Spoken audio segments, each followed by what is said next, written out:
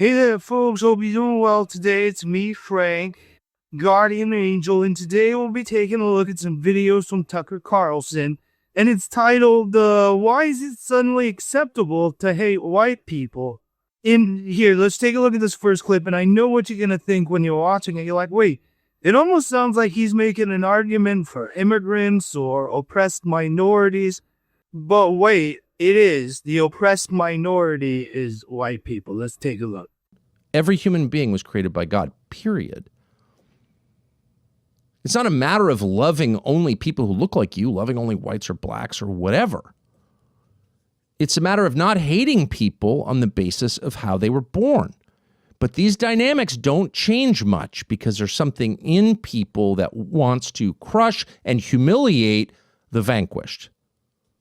Every single time.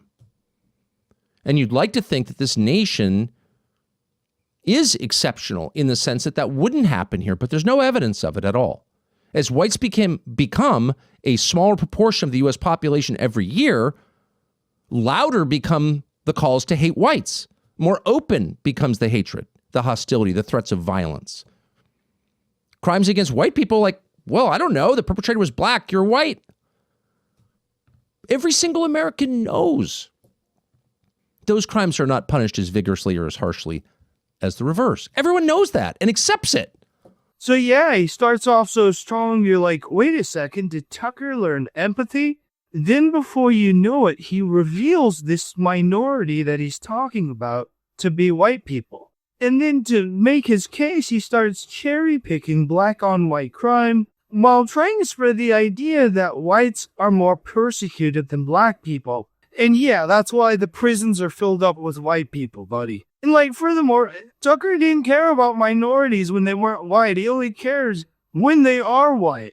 I mean, let's just take a step back here, right? This is all about Tucker being a victim, and he has to lie to do so. I'm sure it gets better. Let's see where he goes next. The second motive here, which is inescapable, and it is uncomfortable to talk about, but it is the subtext behind a lot of this, is racial triumphalism, is hatred, is loathing for the people being replaced, which doesn't make intuitive sense. Why would you be mad at people you're replacing? Well, it's not clear. There are obviously spiritual components here too, which probably no mortal understands, but they're real, they're evident. What is this? Why would you do that?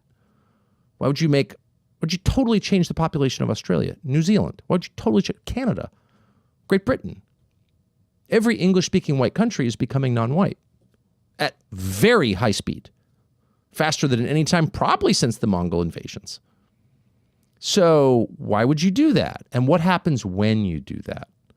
Okay, so there's a lot to break down there. Couple of different ideas. One idea is that demographic change or immigration is driven by racial hatred. And this other idea that every English-speaking white country is becoming non-white faster than any time since the Mongol invasions.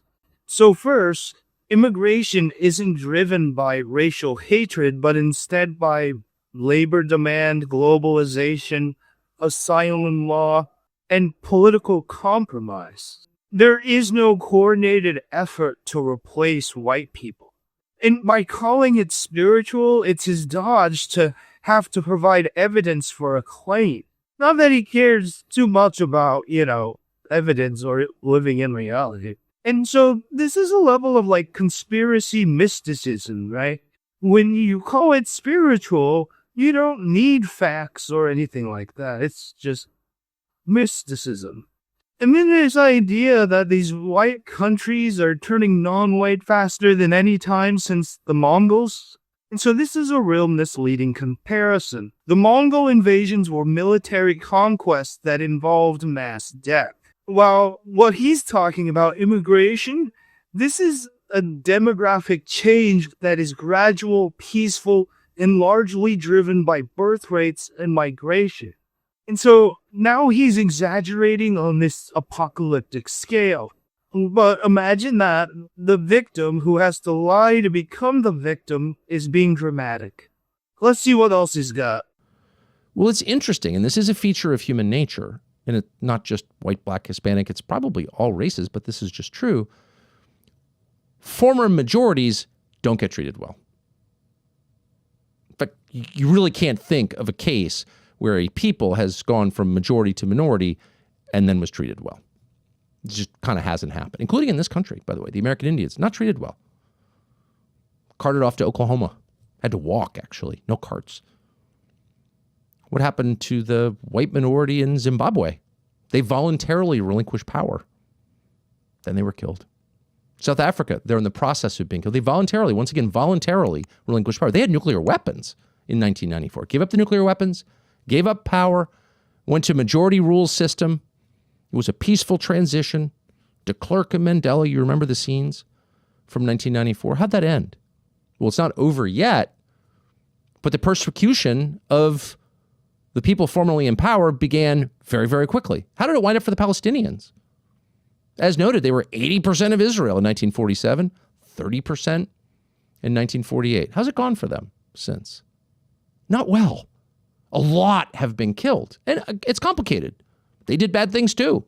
By the way, the Indians scalped a lot of people, and apartheid was bad. I mean, there are lots of lenses through which you could view this. But if you stand back, former majorities who become minorities tend to be killed. Okay, you want your claims to be very specific, and lucky for us, he makes this claim very specific. Former majorities who become minorities are always persecuted or killed. And so, again, we need to take a step back here and remember that white Americans, these people that he now all of a sudden cares about once the whites become the minority, remain the wealthiest, most powerful group despite declining percentage. But, I mean, there's examples of this change of power happening where people aren't killed. Like when the Protestants and Catholics experienced their secular shift in Europe, guess what? There wasn't mass slaughter or the British post-empire population shifts. But true to form, Tucker's examples are cherry-picked, context-stripped, and incomparable. And when you zoom in on his examples, there's serious distortions. Native Americans were colonized by force. Immigration was not involved. When you look at Zimbabwe, it involved land reform after apartheid-style rule, not racial genocide. In South Africa, it just has high crime overall, not some campaign targeted on white people. And then to use Palestinians, come on, they were disposed by a state creation, not demographic replacement through immigration. So again, it's very clear that he's cherry-picking while trying to use fear, all while flattening history. You hope that's not true, but it seems to be. And it's especially distressing when you look at the attitude of people in the United States who are pushing for mass demographic change. And just to put a tighter focus on it, people who are pushing for an end to the white majority. Oh, it's white supremacist to say that. No, it's not. It's an acknowledgement of reality. And by the way, if you're looking for hatred, it's not a lot of white supremacists, well, even visible in public. Where are all these white supremacists we keep? Hitler was a pedophile and kind of a pagan. It's like, well, he was also really fucking cool. So, time to grow up. We're not children anymore. Am I right? Am I right? Am I right, boys? It's the people espousing it who have a weird gleam in their eye and a detectable loathing in their voice.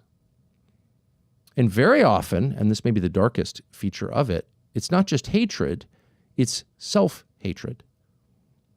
Okay, and so, again, Tucker wants to live in fucking bizarro reverse land. Like, he's asking where the white supremacists are. Bro, you were platforming them on your show and you didn't fucking push back. And this is bullshit, right? Because all of these different talking points are part of this white nationalist rate replacement theory agenda. But Tucker is too pussy to fucking come out and own it. So he has to tiptoe around and act like it's not racist while being fucking racist the whole time. He's really just a big fucking pussy. Like a white nationalist with sweater vibes. This is where we're fucking at. Yes.